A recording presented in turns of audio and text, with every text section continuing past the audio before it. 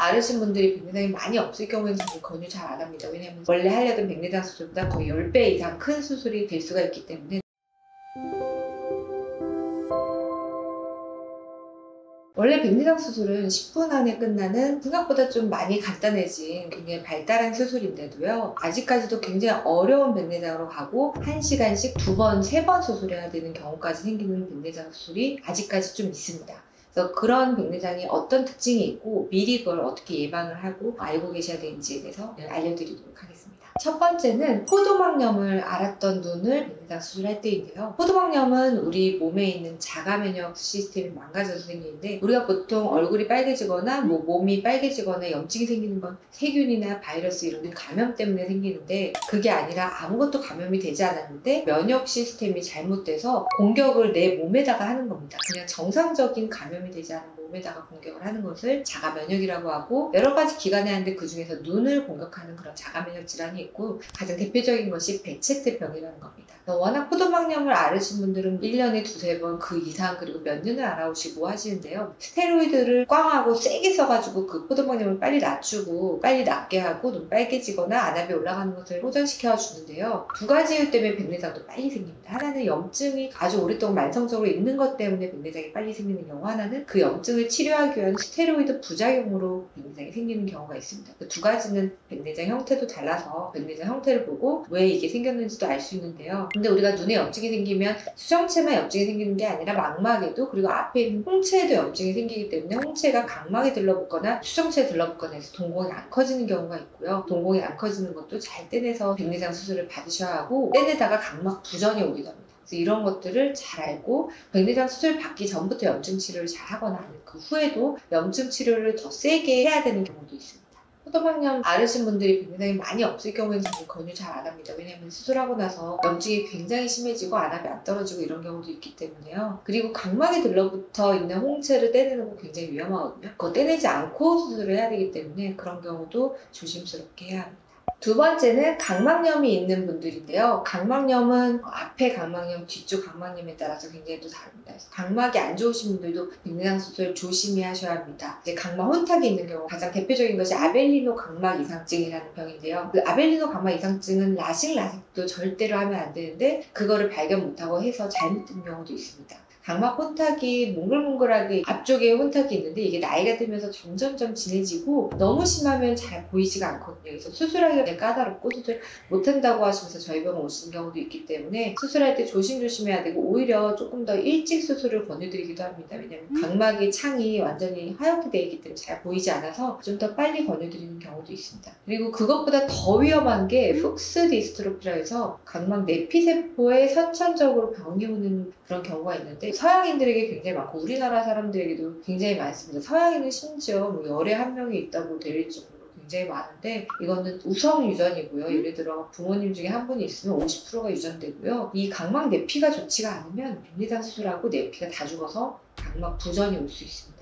이 경우도 좀 논란이 있는데, 오히려 빨리 수술해야 된다, 아니면 차라리 각막 부전이 와서 각막 이식을 해야 되는 상태니까 최대한 늦게 해야 된다. 그런데 늦게 하면은 각막 내피세포가 더 죽을 가능성이 크거든요. 그래서 빨리 해야 된다, 늦게 해야 된다는 논란이 있지만 어쨌든 굉장히 조심해야 되고, 각막 내피세포를 보호하는 보호액을 뿌린 다음에 수술을 조심스럽게 작은 에너지로 하셔야지 내피세포 부전이 안 일어납니다.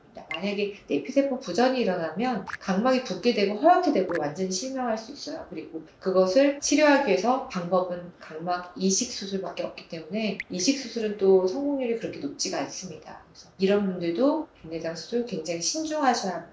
각막 혼탁과 내피세포 이상은 미리 검사해서 다 아실 수 있거든요. 우리가 수술하시기 전에 미리 이런 것들을 좀 말씀드리고 있습니다. 아벨리노 각막병증은 대부분 혼탁이 한두 개라도 있기 때문에 세극동염으로 그냥 눈으로만 봐도 알 수가 있습니다. 현미경으로 보면 아벨리노 각막병증 때문에 수술이 좀 어렵겠구나를 아실 수 있고요. 그 외 다른 각막 혼탁들도 다 눈에 보입니다. 하지만 내피세포는 검사를 해야 알 수가 있거든요. 내피세포 검사를 안 하고 백내장 수술하시는 병원도 아직 있긴 합니다. 그래서 내피세포 검사를 꼭 하고 수술하시는 게 좋고, 이것은 유전이기 때문에 만약에 부모님이나 가족 중에 있으면 꼭 자기도 각막 내피세포 검사를 해서 내피세포가 건강하신지 확인을 하고 백내장 수술을 하셔야 합니다. 세 번째는 바로 녹내장 환자분들입니다. 녹내장 환자분들은 녹내장 약을 평생 쓰셔야 되잖아요. 근데 그 녹내장 약이 백내장을 둘러싼 실타래 같은 수정체를 잡아주는 360도 끈이 망가지게 됩니다. 그 녹내장 약을 많이 쓰시는 분들은 수정체가 헐거워요. 단단하게 붙어있지 않고 헐겁고 심지어 막 흔들려 있거나 치우쳐져 있거나 그러신 분들도 있고, 그거를 수술 전에 잘 모르는 경우도 있습니다. 수술 과정에서 발견하거나 아니면 수술 후에 렌즈가 틀어지거나 하면서 수정체가 온전하지 못하게 매달려 있으면 렌즈를 넣고 나서도 온전하게 있지 않고 렌즈가 틀어집니다. 렌즈는 조금이라도 틀어지면 안경 삐뚤어 쓴 것처럼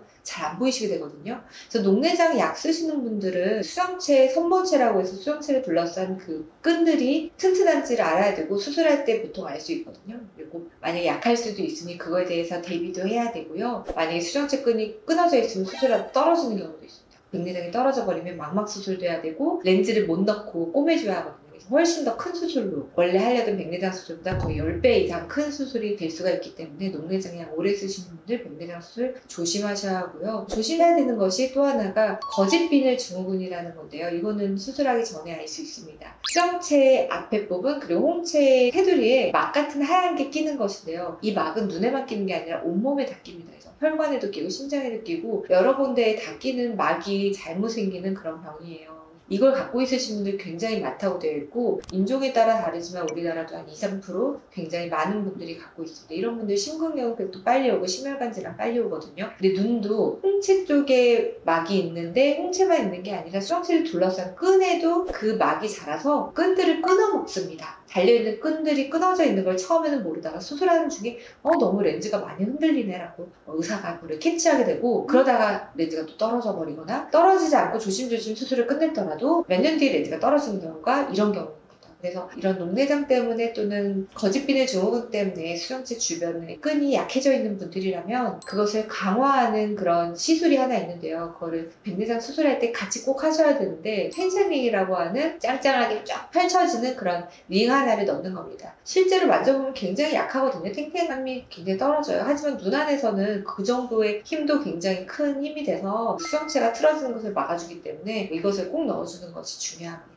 수정체를 둘러싼 선모체 소대가 약해져 있는 분들은 수술 전에 거의 잘 모릅니다. 절반가량의 이상이 떨어져 있다 그러면 그때서야 렌즈가 이렇게 좀 치우쳐져 있거나 막 흔들리는 경우가 있는데요. 그런 경우도 정말 조심해야 되는데, 그렇지 않고 그냥 멀쩡해 보이는데 수술방에 들어갔더니 굉장히 많이 흔들리고, 눈에 구멍을 내서 물을 넣었더니 그때 막 흔들리고 거의 막 떨어질락 말락하는, 끈이 얼마 남아있지 않은 분들 되게 많고요. 나이 드신 분들 점점점 이 끈이 다 손상됩니다. 그래서 제가 80 넘어서 제발 수술 그때까지 미루지 마시라고 말씀드리는 이유 중에 또 하나가 백내장이 너무 딱딱해서도 있지만 선모체 소대가 굉장히 약해져 있습니다. 그래서 이 부분을 모르고 수술했다가 결국에 렌즈가 떨어지고 렌즈를 넣지 못하고 꼬매줘야 되고 망막 수술까지 해야 되고 하면은 수술 시간도 10분이 아니라 1시간이 넘게 되고 굉장히 어렵고 회복 시간도 느린 그런 수술이 될 수 있습니다. 그래서 이것을 미리 곰곰이 키워서 선모체 소대에 약해진 부분 없는지, 또는 내 눈이 녹내장이라면 녹내장 약 오래 쓰는 분이라면 이것을 미리 그냥 조심하셔야 되고, 거짓비늘 증후군이 있으신지는 수술 전에 아실 수 있거든요. 그래서 그런 경우 아닌지도 확인해 보시는 것이 좋겠습니다.